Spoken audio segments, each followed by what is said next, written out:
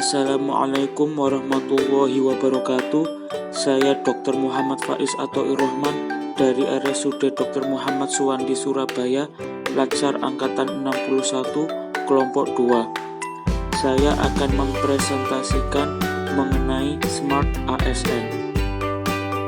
Untuk menjadi Smart ASN, maka kita harus menguasai tentang literasi digital. Latar belakang visi dan definisi literasi digital didasarkan dari visi Bapak Presiden Jokowi untuk melakukan percepatan transformasi digital dan definisi literasi digital oleh Menteri Kominfo. Hal ini menekan bahwa sebagai seorang ASN kita harus selalu mendukung segala program yang telah dicanangkan pemerintah agar bisa berjalan dengan baik. Literasi digital banyak menekankan pada kecakapan pengguna media digital dalam melakukan proses mediasi media digital yang dilakukan secara produktif. Seorang pengguna yang memiliki kecakapan literasi digital yang bagus tidak hanya mengoperasikan alat, melainkan juga mampu bermedia digital dengan penuh tanggung jawab. Maka yang perlu kita lakukan yaitu kita harus memiliki kompetensi digital yang baik sebagai seorang ASN. Kompetensi digital dibagi menjadi 4 hal. Yang pertama, digital skill, yaitu kemampuan mengetahui, memahami, dan menggunakan perangkat dan piranti lunak TIK serta sistem operasi digital dalam kehidupan sehari-hari. Yang kedua, digital culture, yaitu kemampuan membaca, menguraikan, membiasakan, memeriksa, dan membangun wawasan kebangsaan, nilai Pancasila dan Bhinneka Tunggal Ika dalam keseharian, dan digitalisasi kebudayaan melalui pemanfaatan TIK. Yang ketiga, digital ethics, yaitu kemampuan menyadari, mencontohkan, menyesuaikan diri, merasionalkan, mempertimbangkan, dan mengembangkan tata kelola digital atau netiquette dalam kehidupan sehari-hari.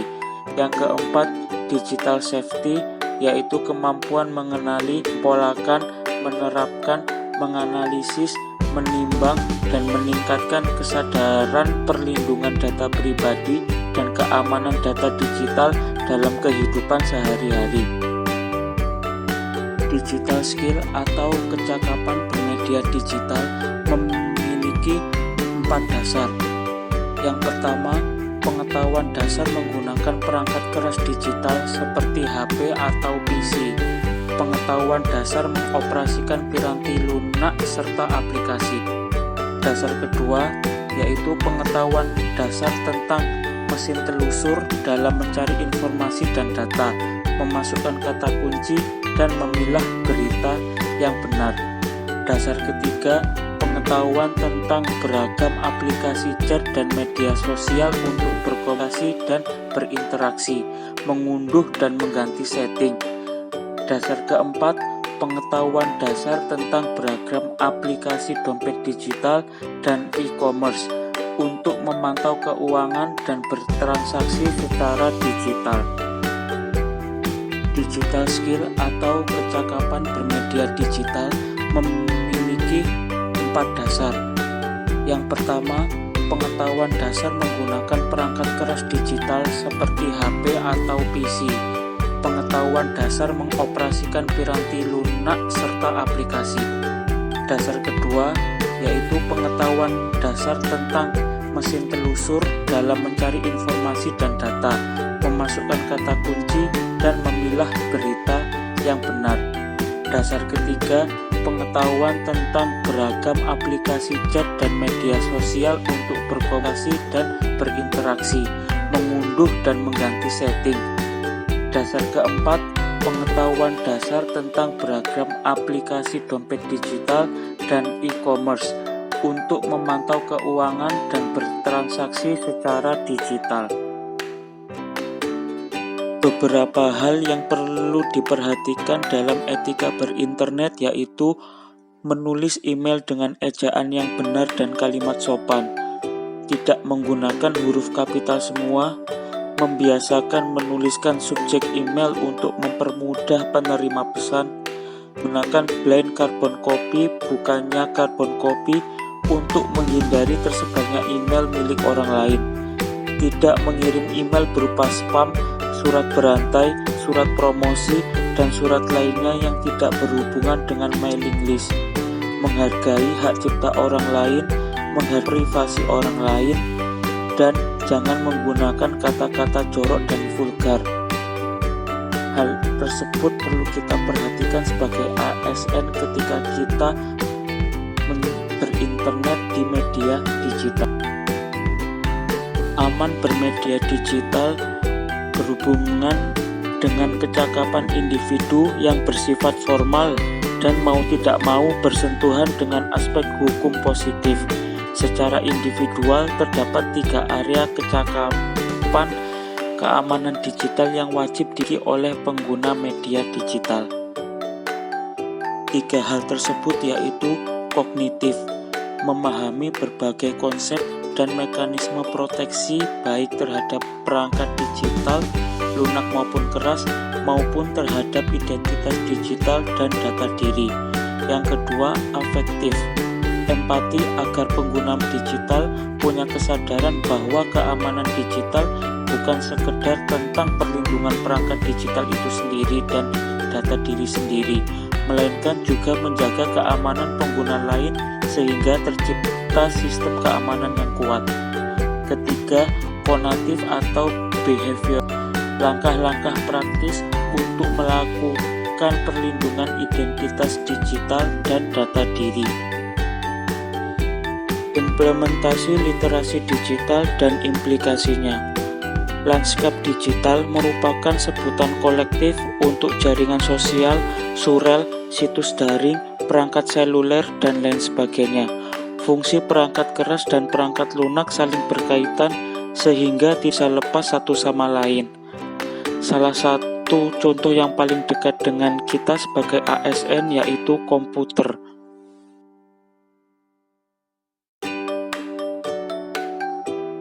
Beberapa isu hangat yang sering terjadi pada era digital seperti sekarang ini yaitu 1. Hoax, 2. Cyberbullying, 3. hate speech.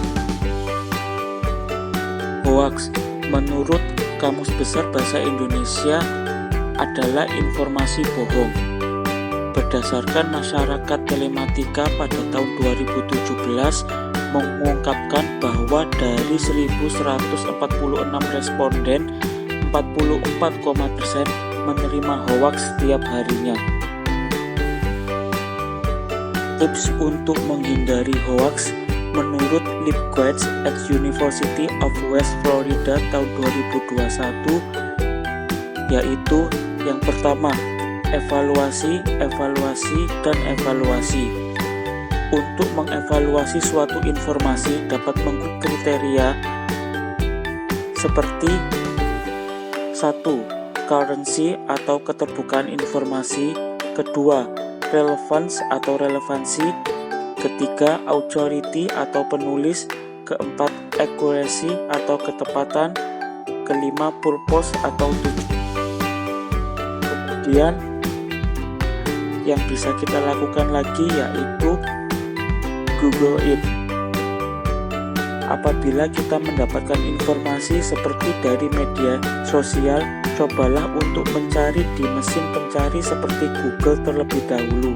Curi apakah pada mesin pencari menunjukkan 3 hal berikut, seperti ada tidaknya situs berita terkemuka lain yang melaporkan hal sama, ada tidaknya situs web cek fakta yang telah membantah klaim tersebut, dan jika hanya oknum tertentu yang melaporkan klaim tersebut, maka dalam kasus ini mungkin diperlukan lebih banyak penggalian. Tips selanjutnya yaitu dapatkan berita dari sumber berita langsung. Bisa dengan membuka situs web yang kredibel yang memuat berita tersebut atau dengan menanyakan langsung pada sumber informasinya. Tips selanjutnya yaitu kita harus dapat membedakan opini dengan fakta. Karena karena sekarang ini opini banyak digunakan dalam sumber berita, maka kita harus lebih pandai dalam membedakannya.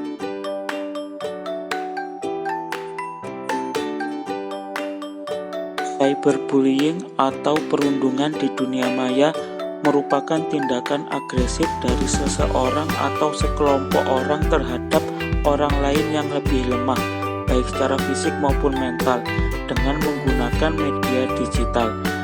Tindakan ini bisa dilakukan terus oleh yang bersangkutan.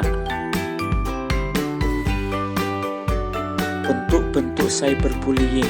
Pertama, doxing, yaitu membagikan data personal seseorang ke dunia maya. Kedua, cyberstalking, yaitu mengintip dan memata-matai seseorang di dunia maya. Ketiga, revenge porn, yaitu membalas dendam melalui penyebaran foto atau video intim atau vulgar seseorang. Tips untuk menghadapi cyberbullying. Pertama, kita dapat melaporkan postingan tersebut di sosial media, karena seluruh media sosial berkewajiban menjaga penggunanya tetap nyaman berinteraksi. Kedua, jika perundungan tersebut membahayakan, segeralah menghubungi polisi. Yang ketiga, cobalah mengambil gambar atau screen capture bukti perundungan jika sewaktu-waktu dibutuhkan saat melapor. Isu selanjutnya, hate speech atau ujaran kebencian, yaitu ungkapan atau ekspresi yang menganjurkan ajakan untuk mendiskreditkan, menyakiti seseorang atau sekelompok orang dengan tujuan membangkitkan permusuhan, kekerasan, dan diskriminasi kepada orang atau kelompok tersebut.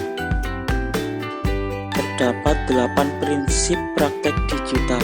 Pertama, menyediakan pelayanan inklusif dan responsif yang mendorong pekerjaan digital maupun aktivitas pembelajaran.